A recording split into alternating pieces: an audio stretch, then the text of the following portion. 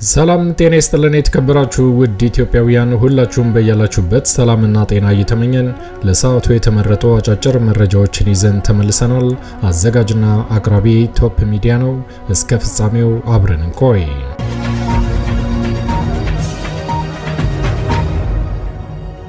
ክቡራን አድማጮች እንደተለመደው ይሄ መረጃ ለፍትህ፣ ለዲሞክራሲ፣ ለእኩልነት ለሚታገሉ ንጹሃን ወገኖቻችን በአጠቃላይ ድምጽ ለመሆን ስለሚረዳ ወዳጆቼ ላይክ በማድረግ እንድትጀምሩ ስል በትህትና ለማስታወስ እወዳለሁ።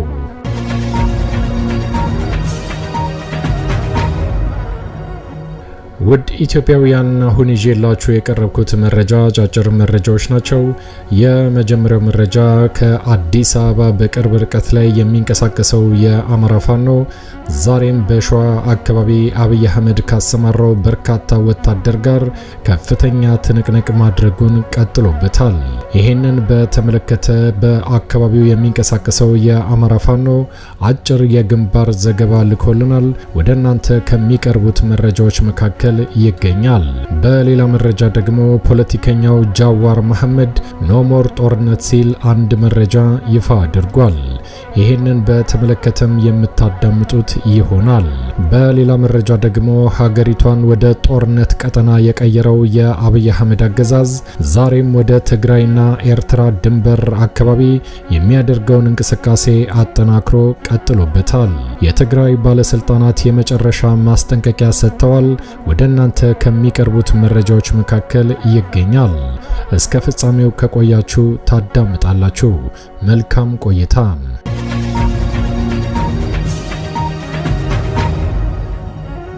ክቡራን አድማጮች ቀዳሚ ወዳደረኩት መረጃ ሳልፍ ፖለቲከኛው ጃዋር መሐመድ ኖሞር ጦርነት ሲል ያቀረበውን መረጃ ላጋራችሁ።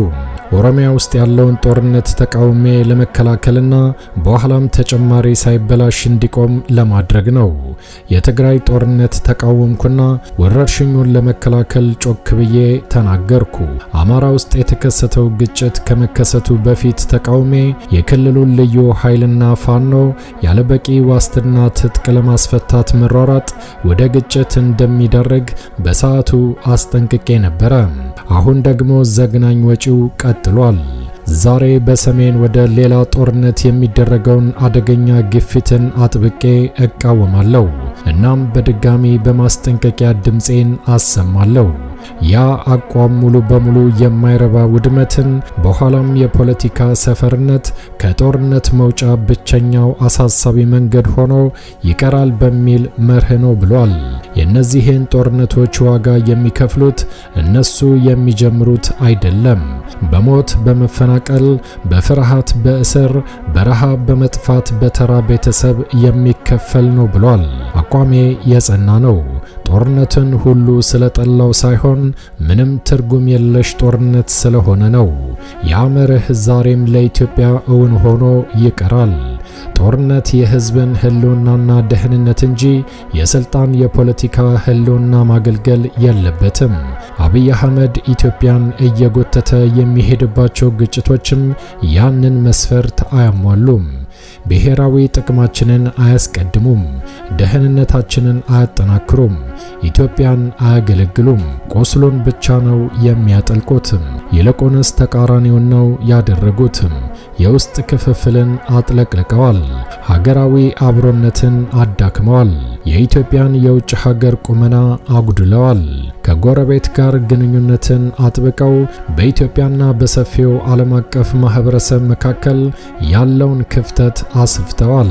ቤት ውስጥ የህዝቡ ሀብት አፈትልኮ የሚሊሻ ፖለቲካ የሀገሪቱን አንገብጋቢ ችግሮች መፍታት የሚገባቸውን ተቋማት አዳክመዋል። ጉዳቱ ፖለቲካዊና ዲፕሎማሲያዊ ብቻ አይደለም፣ የኢኮኖሚም ጭምር ነው። ተራው ሰው በየቀኑ ይሸከመዋል። ቤተሰቦች በዋጋ መጨመር፣ ስራ አጥነት፣ የኑሮ ውድነትና ድህነትን በማጥለቅለቅ እየተቸገሩ ነው። ወጣቶች ተስፋ እየቆረጡ በብዛት እየወጡ ያሉት ሀገራቸውን ስለማይወዱ ሳይሆን ሀገራቸውን ነገን ስለማትሰጣቸው ነው።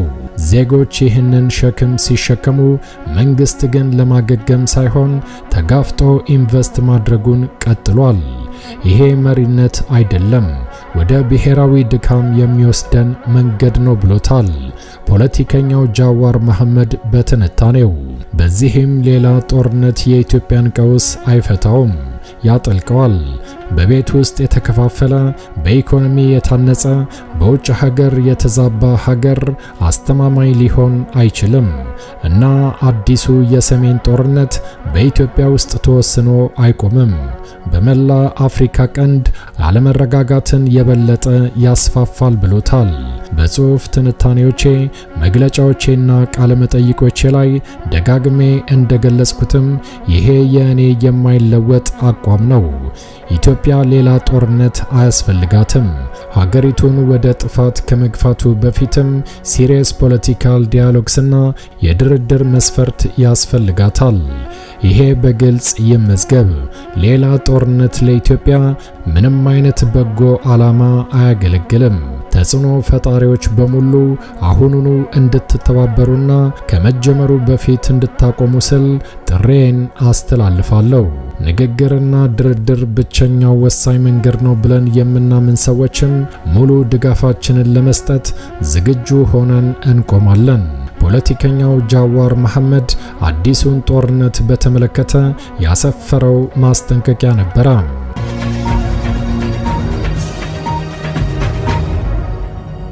ውድ ኢትዮጵያውያን ወደሚቀጥለው መረጃ ሳልፍ ደግሞ ሀገሪቷን ወደ ጦርነት ቀጠና የቀየረው የአብይ አህመድ አገዛዝ ለአዲስ ጦርነት ወደ ትግራይና ኤርትራ ድንበር ዛሬም በርካታ ወታደሮችና ተሽከርካሪዎችን እንዲሁም የጦር መሳሪያዎችን ማጓጓዙን አጠናክሮ ቀጥሎበታል። ይህንን በተመለከተ የትግራይ ፖለቲከኞች ዛሬ የመጨረሻ ማስጠንቀቂያ ሰጥተዋል። ወደ ቦታችሁ ተመለሱ ሲል የትግራይ ጊዜያዊ አስተዳደር በሰጠው መግለጫ አስጠንቅቋል። የካቲት 14 ቀን 2018 ዓ.ም የትግራይ ሰላምና ጸጥታ ቢሮ በወቅታዊ ሁኔታ ላይ ማስጠንቀቂያ አዘል መልእክቱን አስተላልፏል። ዋና ዋና ነጥቦቹ እንደሚከተለው ተተርጉሞ አቅርበነዋል። በትግል እንጂ በመጽዋት የሚከበር መብት የለንም ብሏል። አንደኛ፣ እኛ እንደ ተጋሩ በአንድ እንድንደራጅ እንድንታገልና ለመስዋዕትነት ዝግጁ እንድንሆን ያደረገን ዋናው ምክንያት የትግራይ ሕዝብ መሰረታዊ ጥቅምና ፍላጎት እንጂ ሌላ ጉዳይ አልነበረም። አሁንም ቢሆን ለወደፊቱም አይኖረንም። ለማንኛውም ኃይል ለመሸከም የሚከብዱ አደጋዎችን ተሸክመን ሁሉንም አይነት መስዋዕትነት እየከፈልን በጽናት ቆመን ያለነው ለዚህ ሆኖ ብለዋል። ሁለተኛ፣ ብልጽግና በክቡር መስዋዕትነት የተገኘውን የፕሪቶሪያ ስምምነቱን የፈረሙ ህጋዊ አካላትን በማግለል ለግለሰቦች በመስጠት አደጋ ላይ እንዲወድቅ እያደረገ ነው።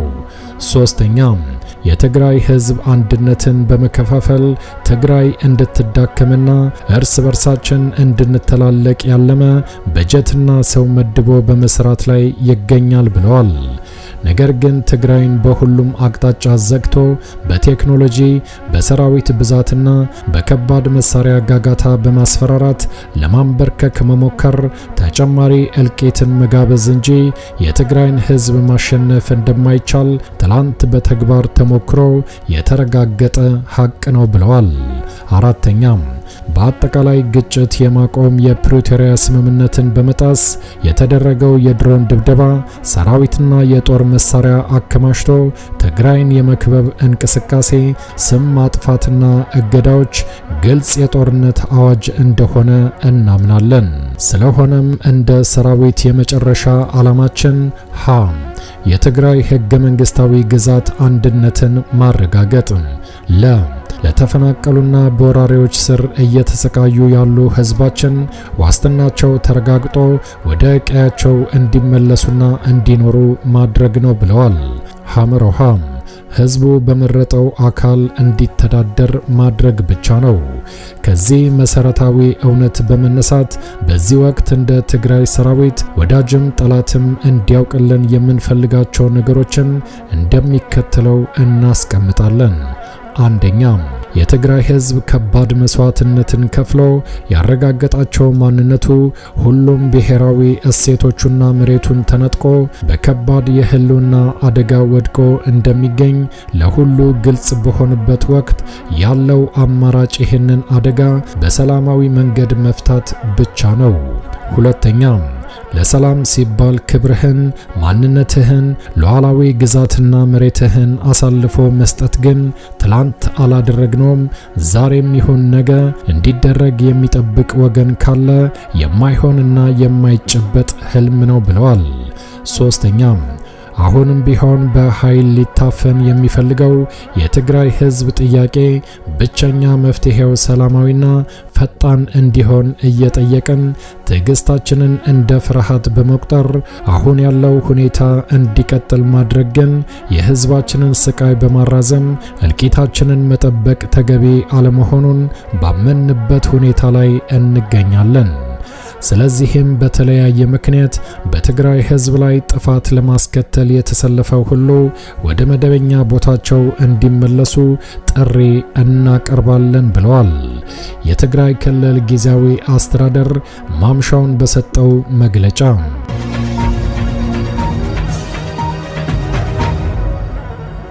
ክቡራን አድማጮች ወደሚቀጥለው መረጃ ሳልፍ ደግሞ የኢትዮጵያ ጠቅላይ ሚኒስትር የሆነው አምባገነኑ አብይ አህመድ ከኢትዮጵያ እስከ ምጽዋ የሚቆጣጠር አደገኛ ጦር ሰራዊት መስርተናል ባለበት ቀን የአማራ ፋኖ በሸዋ አካባቢ በሚወስደው ጠንካራ እርምጃ አብይ አህመድ ያሰማራው በርካታ ወታደር የሚደመሰሰው እየተደመሰሰ እድለኛው እጁን እየሰጠ የታጠቀውን የጦር መሳሪያ እያስረከበ ቀጥሏል። የካቲት 14 2018 ዓ.ም የአማራ ፋኖ ብሔራዊ ንቅናቄ ሸዋ ጠቅላይ ግዛት እዝ ወቅታዊ ጉዳይን በተመለከተ የሚከተለውን የግንባር ዘገባ አሳውቋል። ከአማራ ፋኖ ብሔራዊ ንቅናቄ ሁለት እዞች በተወጣጡ ውስን ሻለቆች በተደረገ የቅኝት ውጊያ የብልጽግናው ሰራዊት እየተገረፈ መሆኑን ኮሩ ባወጣው የግንባር መረጃ አሳውቋል።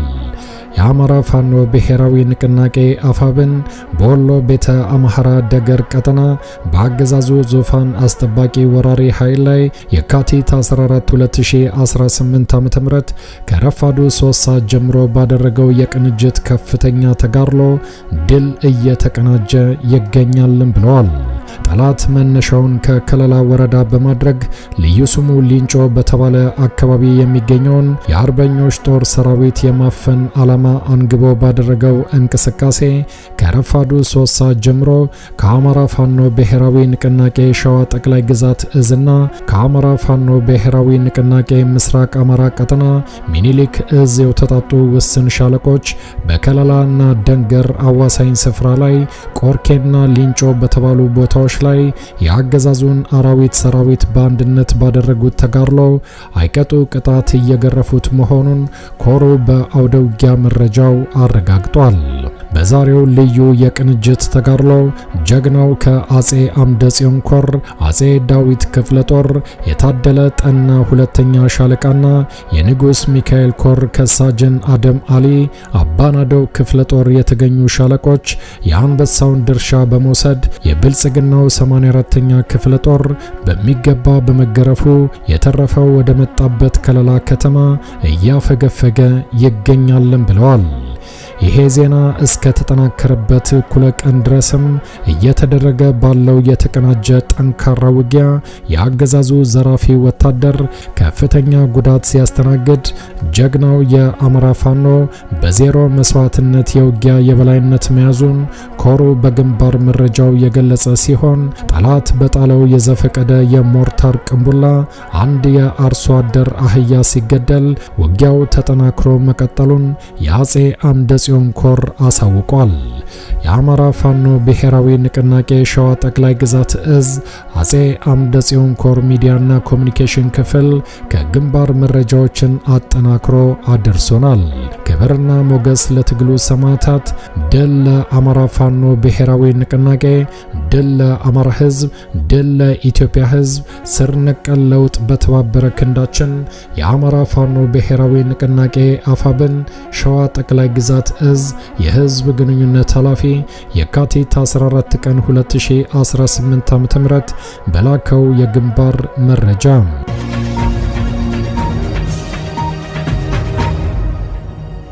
የተከበራችሁ ክቡራን አድማጮች ለሰዓቱ ያዘጋጀነው አጫጭር መረጃ ይሄን ይመስል ነበር። እንደ ወትሮው ለማስታወስ እንወዳለን ለቻናሉ አዲስ ከሆናችሁ ሰብስክራይብ በማድረግ የደወል ምልክቷን በመጫን ፈጣንና ታማኝ መረጃዎችን መከታተል ይችላሉ። አዘጋጅና አቅራቢ ቶፕ ሚዲያ ነበር። በሌሎች አጫጭር መረጃዎች እስከምንገናኝ ቸር ያሰማን። ኢትዮጵያ ለዘላለም ትኖር። ዘረኝነት ይውደም።